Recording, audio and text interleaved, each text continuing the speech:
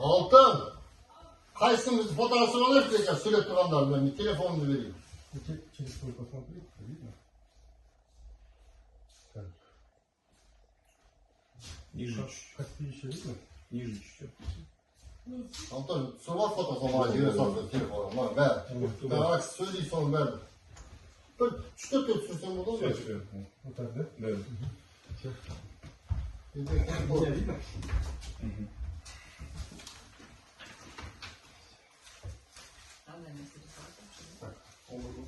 Звук включил там? Вот, ne oldu? Çok fotoğraf değil, videoya yemişsin. O, düşün.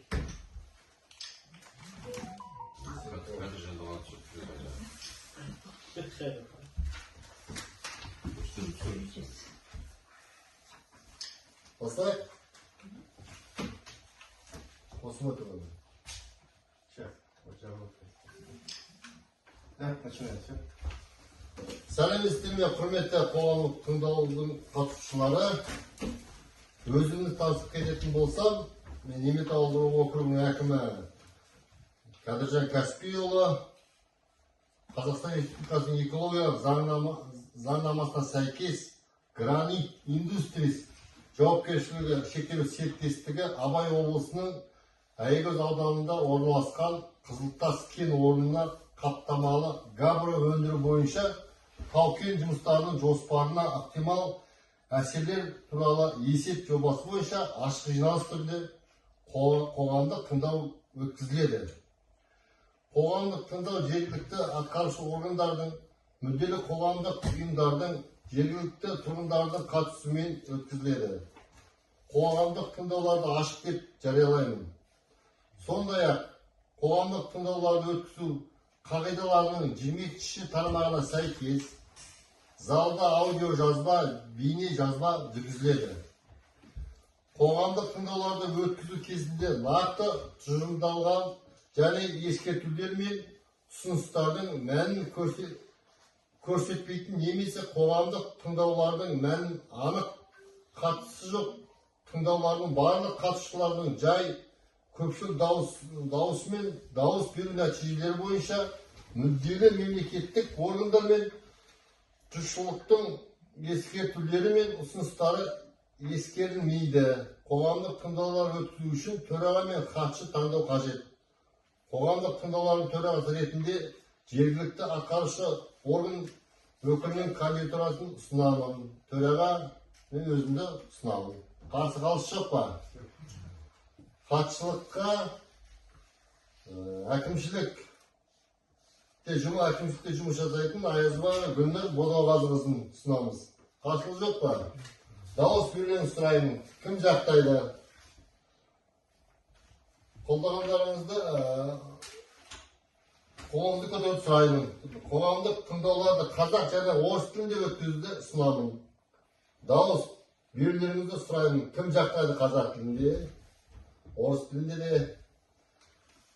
күн тәртібін хабарлауға рұқсат етіңіздер. Кен орнының бөлімін әзірлеушінің Абай облысының Аягөз ауданында орналасқан Қызылтас кен орнында қаптамалы габро өндіру бойынша тау-кен жұмыстарының жоспарына ықтимал әсерлер туралы есеп жобасы бойынша баяндамасы. Ашық жиналыстар арқылы қоғамдық тыңдаулар өткізу регламенті. Қоғамдық тыңдауларға қатысушылар тіркеу.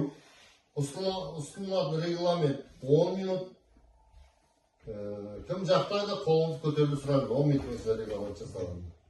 Келісім уақыты қоғамдық тыңдаулардың ашылуы.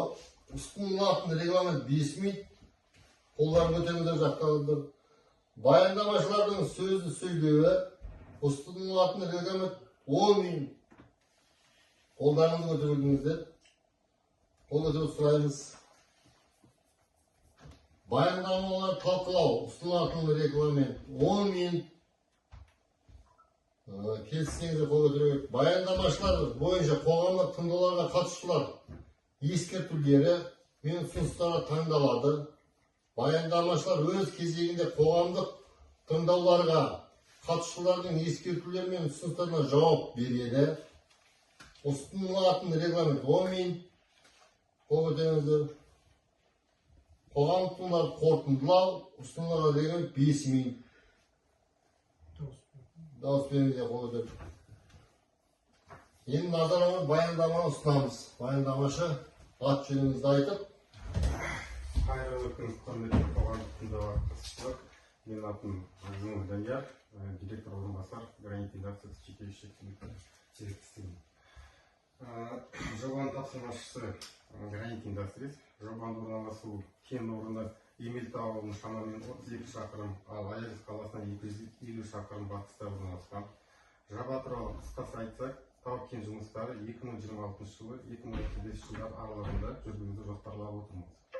Жұмыстар кен орын ортасының бөлігінде 204 гектарда жүргізіледі. Өндіру ашық карьер тәсілімен жүзеге асырылады. Негізгі технологиялық алмас сыммен кесу. Бұл әдіс сапалы тас блоктарды алуға мүмкіндік береді. Жұмыс кезеңдері: ашу жұмыстарын жүргізу, габру кесу, блоктарды бөліп алу, тиеу және тасымалдау, қалдықтарды арнайы орынға орналастыру. Ашылған тау жұмыстарынан кейін рекультивация кезінде пайдаланамыз. 35 жыл біткен кезде қайта жинап, рекультивация кезінде жағамыз. Қоршаған ортаға әсері: ауаға әсер негізгі техника жұмысы мен шаңның пайда болуы байланысты болады. Шаңды азайту үшін карьер жолдарын үнемі сумен суландырады. Ауыз су жұмысшыларына бөтелкемен жеткізіледі. Техникалық су арнайы су тасымалдаушы көліктермен әкелінеді. Өндірістік және тұрмыстық қалдықтар бөлек жиналып, белгіленген орында сақталады және сәйкес шығарылады. Өсімдіктер мен жануар дүниесіне келсек, жүргізілген зерттеу бойынша жоба аумағында сирек кездесетін немесе қызыл кітапқа енгізілген өсімдіктер мен жануарлар анықталған жоқ. Сондай-ақ бұл аумақта тарихи, мәдени немесе ерекше қорғалатын табиғи нысандар жоқ. Қорытындыға келсек, жүргізілген бағалау нәтижесі сәйкес жобаның экологиялық талаптарына сақтай отырып, іске асыру қоршаған ортаға және халықтың денсаулығына елеулі теріс әсер етпейді. Сонымен қатар, жоба жаңа жұмыс орындарын құруға, экономикалық дамуына және табиғи ресурстарды тиімді игеруге мүмкіндік береді. Қысқаша біздің Қызылтас жөніндегі доклад осылай. Назар аударғанға рахмет. Сұрақтарыңыз болса, жауап беруге дайынмын. ал сұрақ қойыңыздар енді. Соның өз басында бола ма? Серік.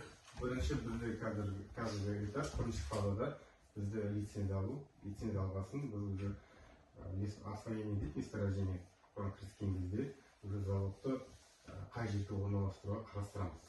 Бізде екі вариант бар. Бір Аягөз қаласында, немесе жаңағы месторождение Қызылтастың өзінің басында. Бірақ ол жақта инфраструктура жоқ, жаңағы шынын айтқанда серік болмайды, тоқ. Заводтың күші тарту тоғы 1 мегаватт. Өте көп. Сондықтан біз қазір қарастырып жатырмыз. Мүмкін Аягөзде инфраструктура тартылса бері қарай, онда непосредственно месторождение басына қоямыз. Полный цикл болады. От добычи до переработки полный.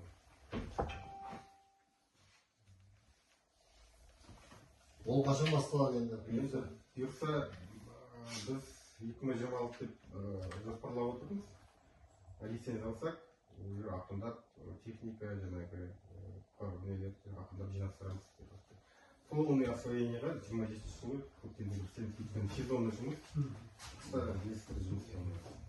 26-ның аяғында өзі ақындап техникадан дайындайды. Жұмысшылар. Да,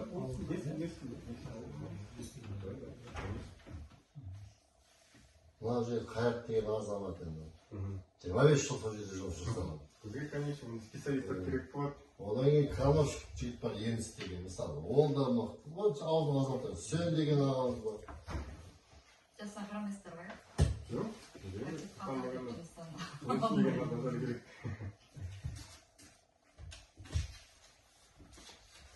Лаборатория істейме, мына біз қыздарымыз жіберсек лаборатория тасты қарап отырады.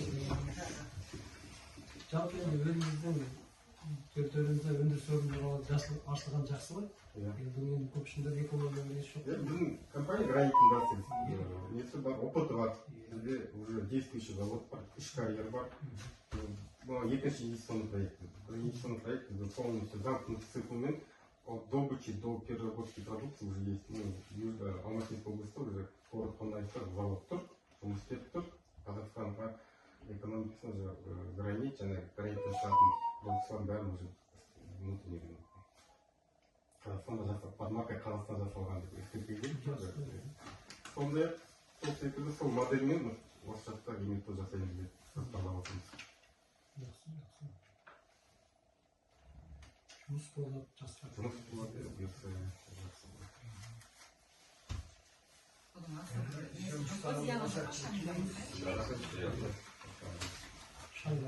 Ağatayel bilen iyi ayrıldı. Batayel yok. Ağlayınlar yerlerde жұмыс ашқалы отырғызды. Жұмыстарыңызға сәттілік тілейміз.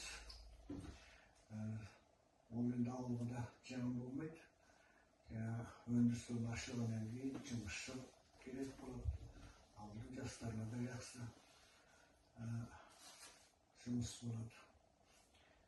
Тек енді жақсы қарым қатынаста болған өмірімізді жақсы талап тілектеріміз бір жағынан жүріп тұрады. Енді сіздердің жұмыстарыңыз жақсы жүрсе, ауылға да жақсы көмек болып тұрады. Сәттілік тілейміз.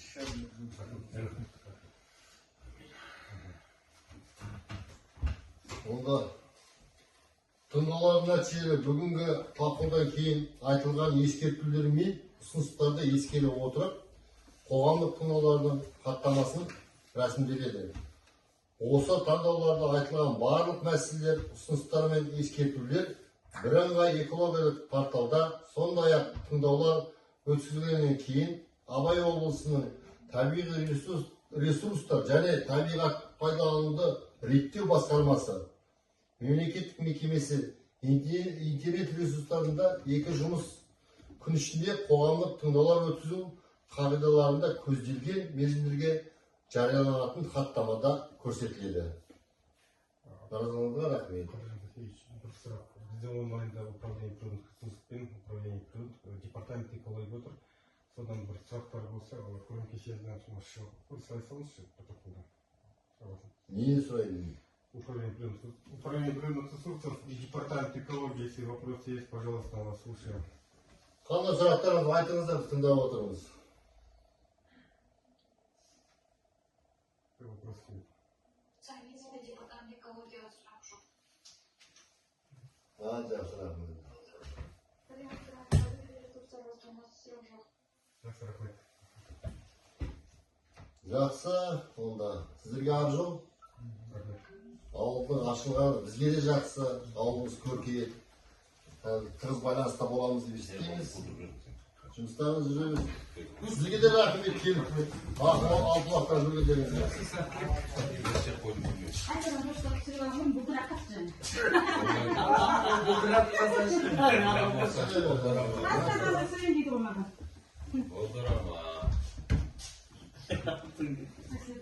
Отырдаш кім? Жаслар.